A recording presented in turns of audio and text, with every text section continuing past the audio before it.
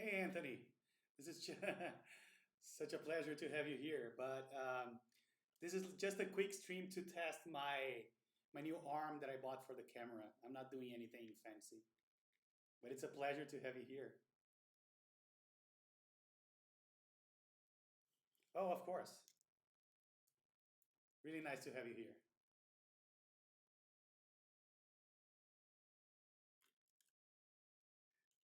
I just finally got the connector that I needed for this arm to work with my camera, and I decided to give it a shot. Oh, I didn't plug my mic. Hold on. Good. Yeah, I'm glad you remembered.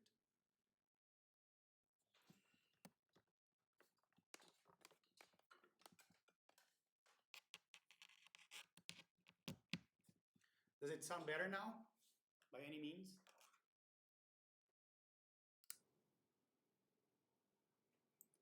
Is it better?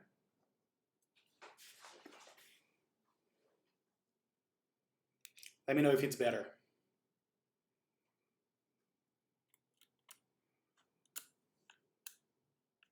Oh, yeah, I have a mic attached to my face camera up there, but I forgot to plug it.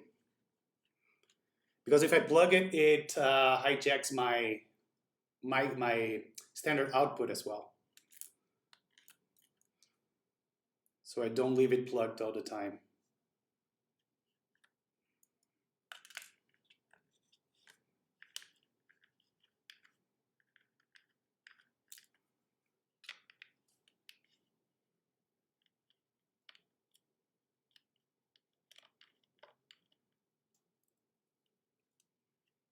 Just changing the casing that I have here from my Tina B to this wood case that I got. I'm not gonna keep it on it. I just wanted to test it.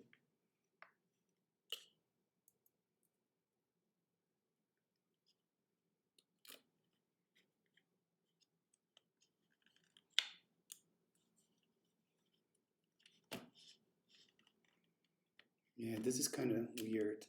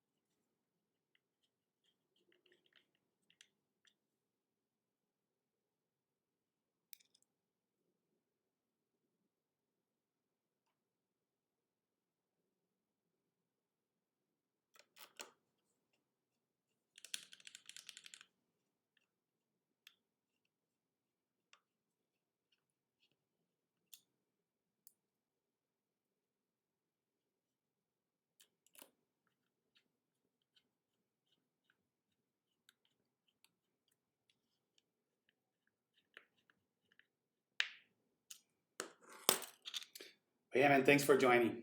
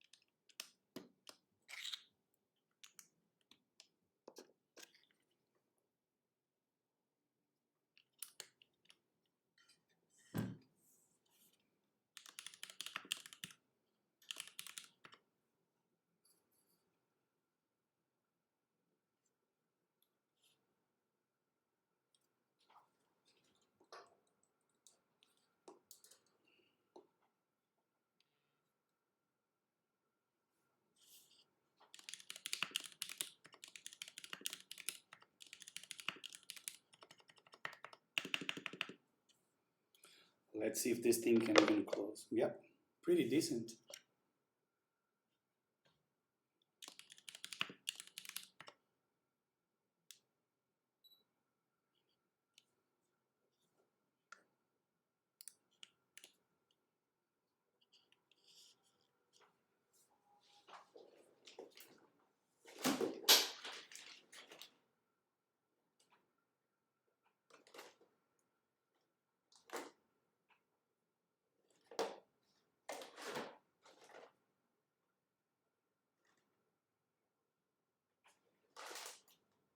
Trying to find a cable. I don't know where I put my cable. Is it? I'll have to use this ugly cable.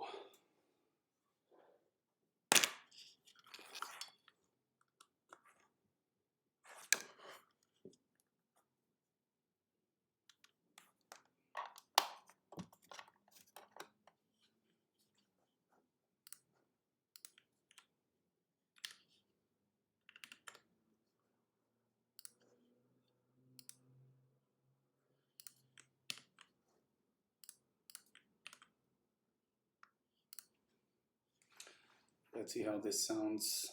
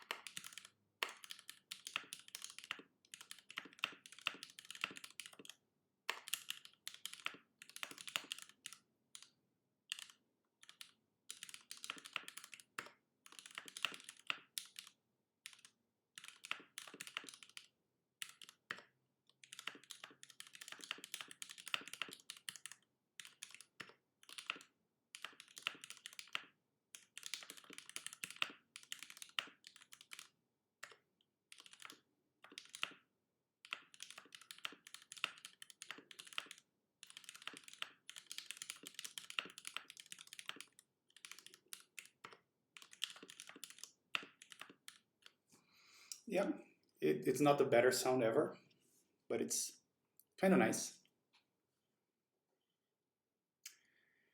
And I guess that's it for this stream. Thanks so much, Anthony, for tuning in, but I just wanted to test the camera. That was the whole reason I was doing this. I think you're the only one too. Hey, Biz in the Trap. How are you? Yeah, so this is like a case with a lid, which is nice, but it's not, it doesn't have the best sound. I kind of like it. I think it looks nice, right? And would make like a nice thing to, I don't know, to put it in a bag and take it around. The whole reason I wanted this is I saw one at one of those meetups, and I saw a guy that had one like this, but with a rubber band around it, like a black rubber band.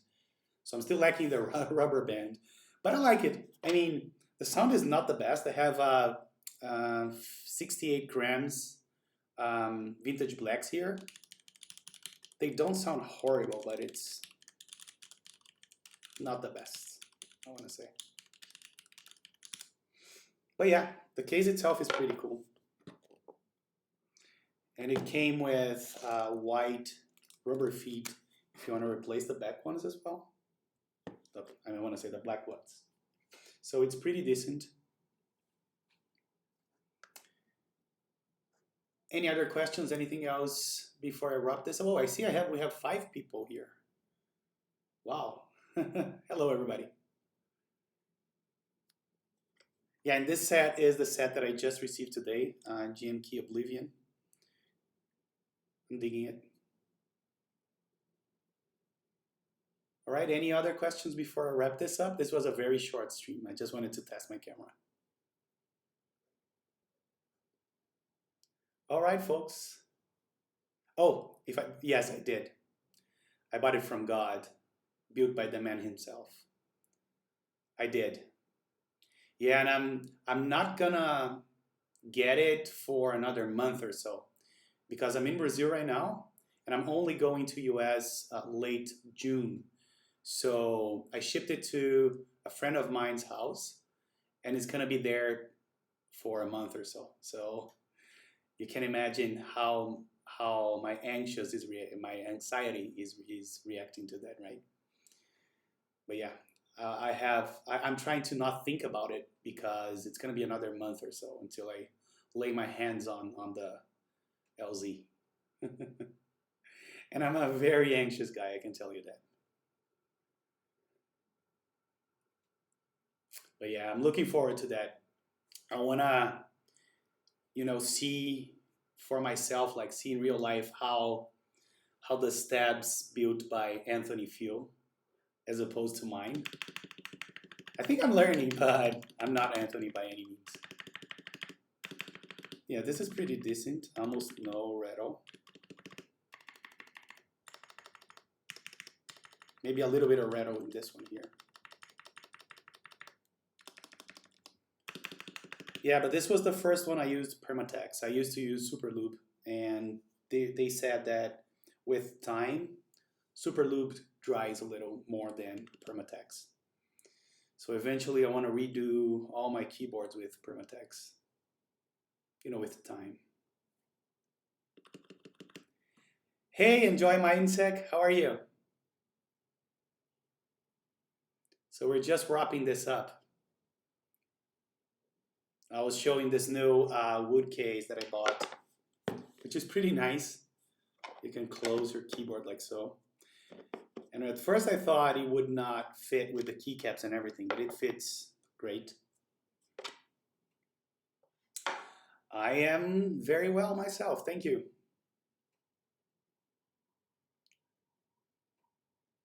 It looks sick, right? Yeah, I think it's pretty cool to see it like this. Imagine take it out, like go to a coffee shop and take this thing out. And then open it and start working out of it. Yeah, it's pretty cool. I like it. This board was on this Tina before.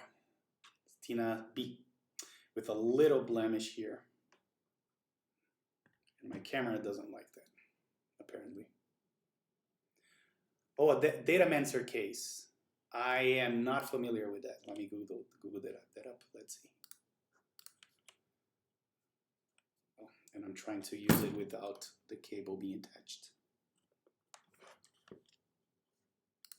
Yeah, I do prefer a darker wood as well. I think the one I wanted was walnut, if I'm not mistaken, but it was sold out. So this was the only option I had when I ordered it.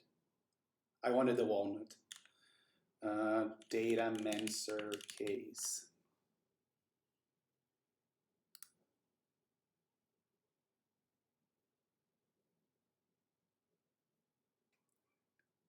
Oh, so what I do, yeah, that's the one I was looking for originally, with the rubber band and everything. I was even talking about this, and I like how it's better. The angles are nicer than this one here, right? So yeah, I think this is better. Do they still sell it? Oh my God, but the price, it's twice what I paid. I paid, I think, $75, $78. Leather bands, there you go. They're in rubber, yeah. So that justifies the price, I guess. But they look amazing. Yeah, I would go for the walnut for this one for sure. But yeah, and I think that was the exact one I saw at this meeting and what triggered me to start looking for it. But I had no clue that Data Mansur was the one.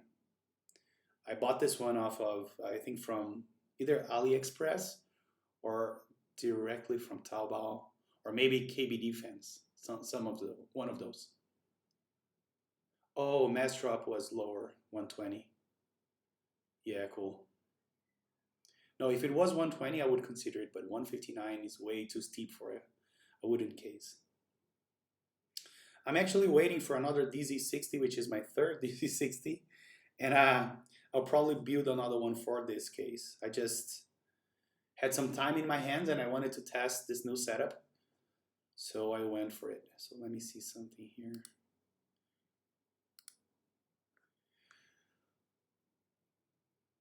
Hey Nathan. Oh man, I was just watching your video. Yeah, I'm a big DZ60 fan myself. But Nathan, I was watching your video, the pearl video. Oh my God. I wish I could find one to buy. I'm planning on posting something on Mac Market, but I don't have high hopes of finding one. I saw this guy that had this, I think it was a Noxery X60 with pandas, and he was selling it for $700 or looking into trading it for a pearl.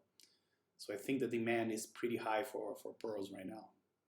By the way, where did you find yours, Nathan? Did you enter the GB, the group buy?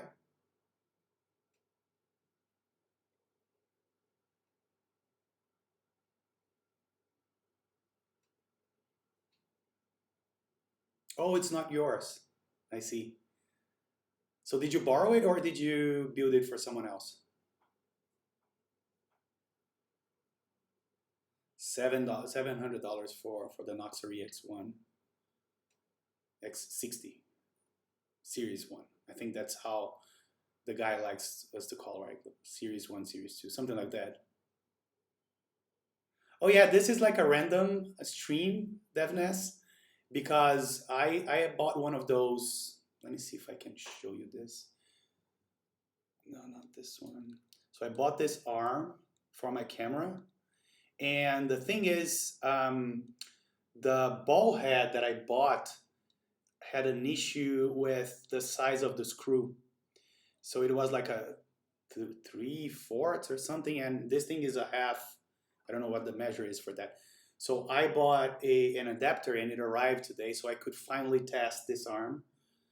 So to get this kind of views, before I used to have to put like a tripod here to my right, and that was not the ideal setup. So I was just eager to try this new arm, and that's the excuse for the stream. So I'm using a D. I forgot the name of the camera. Let me look it up. Yeah, an 80D here. This one here is an 80D, and I have two webcams like the Logitech ones, the C922 and the C920, I think, or 921, something like that. Nothing special. The only thing is special is the 80D that I bought on my last trip to US. It was a good price too. I paid like $580 for the kit with some zoom lens, so it was not that expensive either.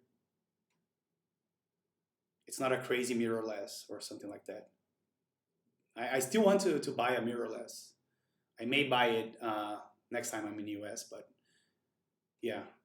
So I have like two of the same arms, and they're pretty good. They are super cheap, maybe like $20 each.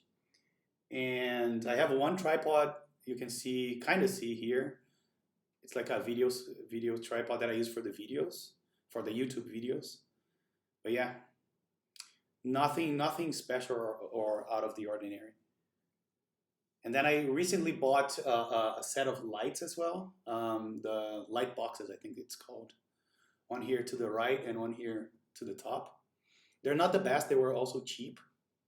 But yeah, little by little, I'm trying to improve my streaming setup. And I think tomorrow around 6 p.m. Eastern, I'm gonna do the UT47 build. That's gonna be a challenge by itself. Let me get the kit.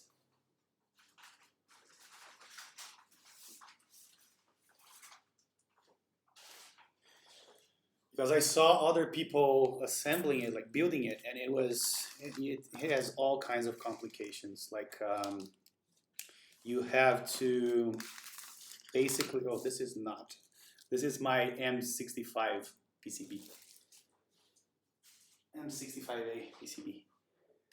So yeah, you kind of have to solder the USB cable somewhere, and it's very tricky. You have to like take out the plastic from the wire and tin the wires. It's gonna be a challenge. I'm gonna watch a video tonight again of the guy that built this, because it's tricky. I have the LED kit, which makes it even more complicated since you have two Pro Micros. So yeah, I think we're gonna be streaming for a long while tomorrow. So hopefully I can make it. I'm trying to organize myself so I can stream that. So let's see. Hopefully we'll have a stream tomorrow at 6 p.m. EST. That's what I'm trying to aim for. But I have a nice queue of builds. I have the UT47.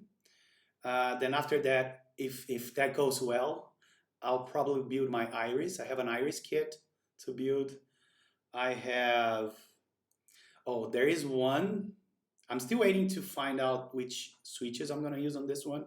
But I have the ALF X2 on the MAO finish, the white finish. That one is a sick board. I'm looking forward to build that one. So I have that. And finally I have the M65A, which is gonna be like my last build after I tried all sorts of switches because I want that board to be perfect. So I have that. I do have a helping hand. Let me try to see which. So I don't know if you're talking about this. This is what I have. Let me see if I can. And everybody that looks at this reminds of Spider-Man. I have this one. I have this, and I have another one. Let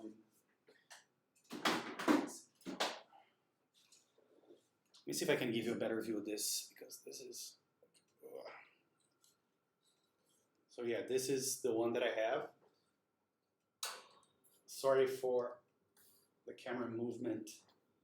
Just trying to give you a better view of this. And you can see that I just had a coffee here. Move that. So yeah. Dr. Octopus. Yeah, everybody says that when they see it. So I have this one and I have this thing. I have two of those as well. I don't know if that's better for that, but I'll probably have to use one of those things. Come on, camera. Don't do that. Bad camera. I'll have to put it in manual focus. There we go. I don't know how to disable that. It does that randomly. But yeah, so I have those two things that may help tomorrow, but I'm not that confident. I am very clumsy when it comes to soldering stuff. I lifted pads on 2 boards already, so stay tuned for me embarrassing myself tomorrow on camera.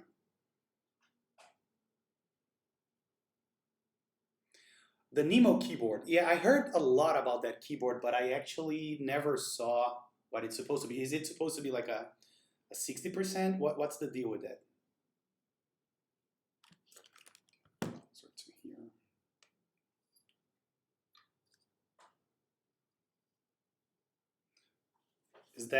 Is there a like a prototype or pictures of that anywhere? Let me see. Nemo keyboard.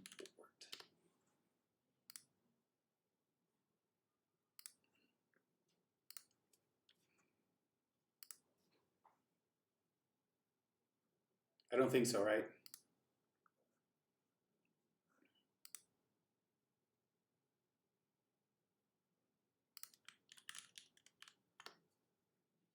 Oh, nice. So they have it there.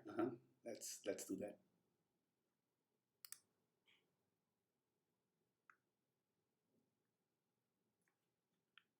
Look, and they have. Oh my God, this is exactly the one, and it's $49.99. I shouldn't have come here.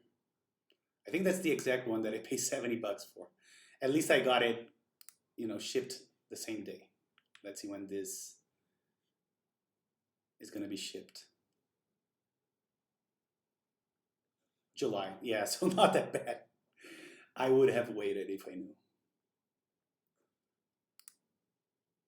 So is that one the Nemo, this one here?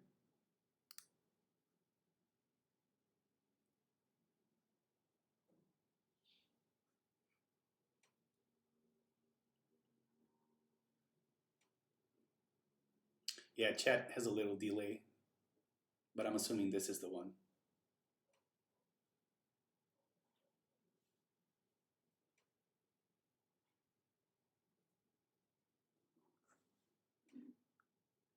Thought so. Yeah, it's pretty cool. I like the indicators here, the LED indicators.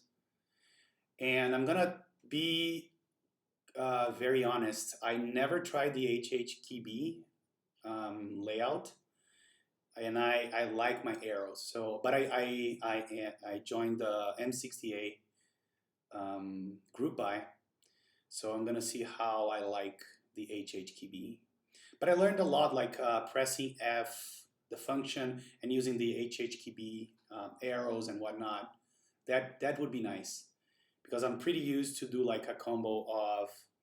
I use Mac, so I do a lot of command arrows, a lot of alt arrows. So, but if I keep the arrows here on the right hand side, and if I need to use function with my pinky, like so, and then use the arrows here, I don't think that's going to be a problem.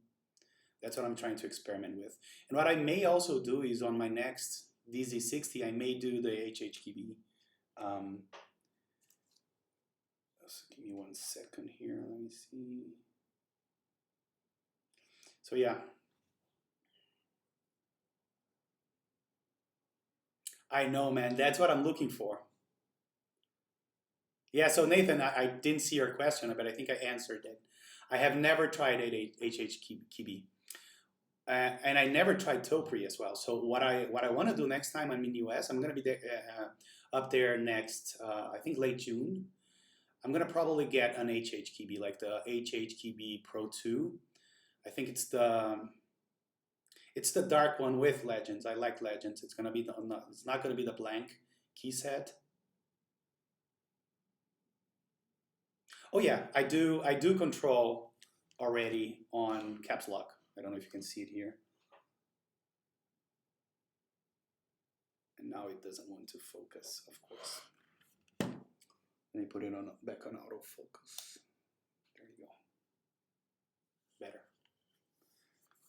So yeah, I use control here, and you can see that my boards don't have a right shift. A right doesn't have the question mark. So this is press for question mark, hold for right shift, and that's the way I'm used to. But what I want to do is have like an HHKB. Yeah, I don't like blank because I'm gonna be honest, I'm not a touch typist. I can type fast, not fast, but at like depending on what I type at 90 to 100 words per minute. But I'm not a touch typist. So from time to time, I still peek at the keyboard, being quite frank. And I've been typing for maybe 25 years. And I still eventually look at the keyboard. So that's why I don't like blank. I can type, of course, without looking at the keyboard. But I don't know. Maybe I need to start using blanks for that purpose. Right? To start not having to peek from time to time. Yeah, I'm really interested in Topri. And let me ask you, Nathan, and everybody that's on the chat right now. Do you guys think that 45 grams is good enough, like the standard weight for the HHKB? Favorite switch so far? Vintage Blacks. And my favorite spring weight is 63.5 grams, which is insanely specific, right? But that's what I have on this board that I did the video with. That's 60, and I have 85 on the space bar. And this is the one I have Bluetooth on. And I'm digging this board, the YD60 BLE. I'm really digging it. Hey, how do they say it? Marcus. Hey, Marcus. Thank you. Fun story about linears. So last time I was in US, I bought. So you prefer 45 grams? Nice. Good to know. Thank you. So the story with linears for me, right? So I was last time I was in US, it was back in March. I got this Ergodox Easy from a guy in Mac Market, right? I bought it as being the hot swappable version, right? I double checked before getting it. And so the guy shipped it to me, and I was traveling across US, and I shipped it to my friend's house. So after, I don't know, maybe 10 days, I received the thing. I went to pick it up at my friend's house. And I already knew that the thing had like MX reds, right? So I tried it and I hated it. I wanted to throw the keyboard at the wall. That's how much I hated it. But it was hot swappable, so I was planning on swapping it with another. I think I had bought some Zilios for it, right? So then I disassembled the thing and I realized it was not hot swappable. So I had to return it. It was a pain in the neck to get it returned and everything. But long story short, I hated linears, and I thought I wouldn't like linears at all after that experience, right? And then I joined Anthony's channel, and God was all over saying, vintage blacks are the best switches ever. I love them. You have to try them. And then, but in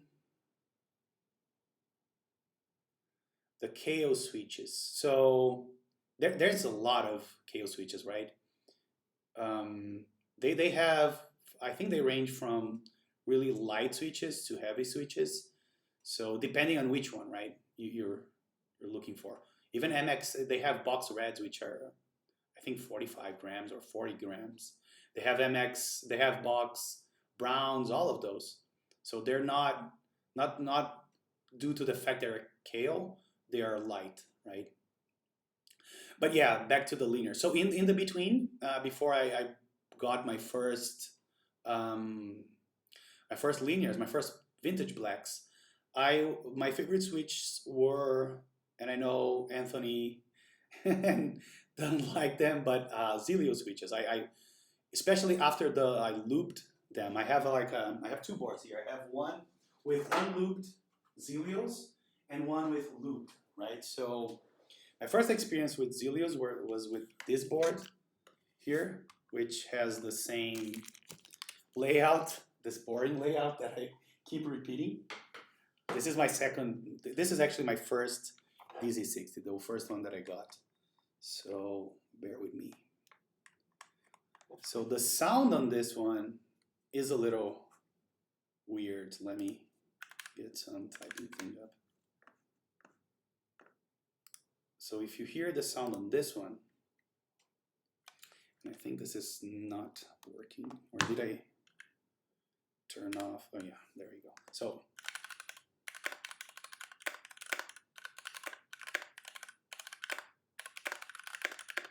right, it's not the smoothest. I agree with that.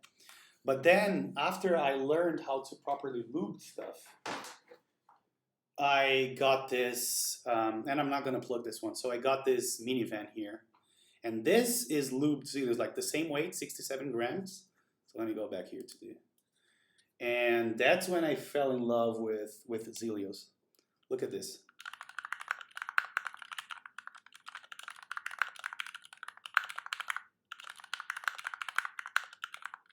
I think it sounds pretty good, to be honest. And I love the tactility. I do love them. So I'm torn between this and the vintage blacks, right? And my go-to weight for the vintage blacks is 63.5 grams. That's what I'm liking the most nowadays. How are Vint blacks better than Tilios? Loop Tilios are more smoothest thing I've ever felt. I do even want more smooth than that. Yes. And okay, so let me grab I do have a Tilios board as well. So I can show you the difference, or try to. So this is Tilios, right? And let me try to type something here. This is loop Tilios. A couple of things I think that are better on the vintage blacks. At least from my perspective, it seems to me like the travel distance is shorter than the vintage blacks, right? So that's one factor that I definitely see here. And don't get me wrong, they are smooth, but vintage blacks, looped vintage blacks are buttery smooth, They're smoother than lubed Telios, in my opinion. And I didn't, when I had only Telios, I didn't know that was possible.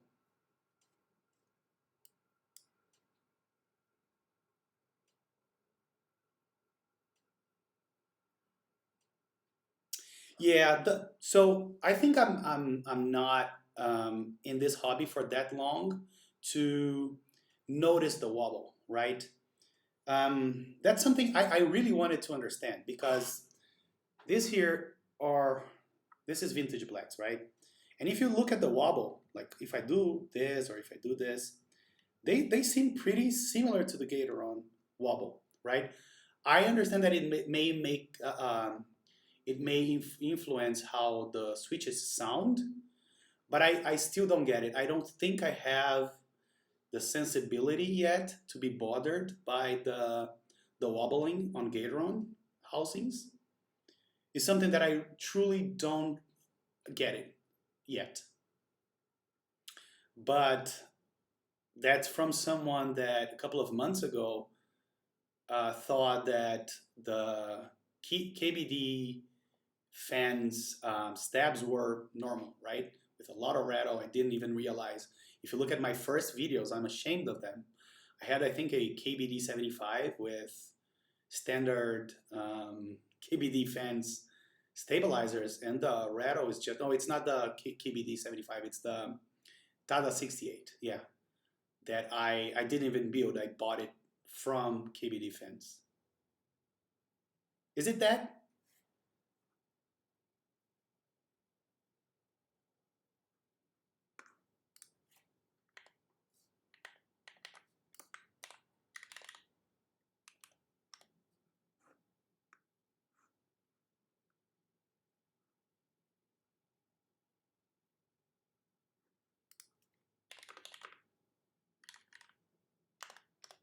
Is the stream dead?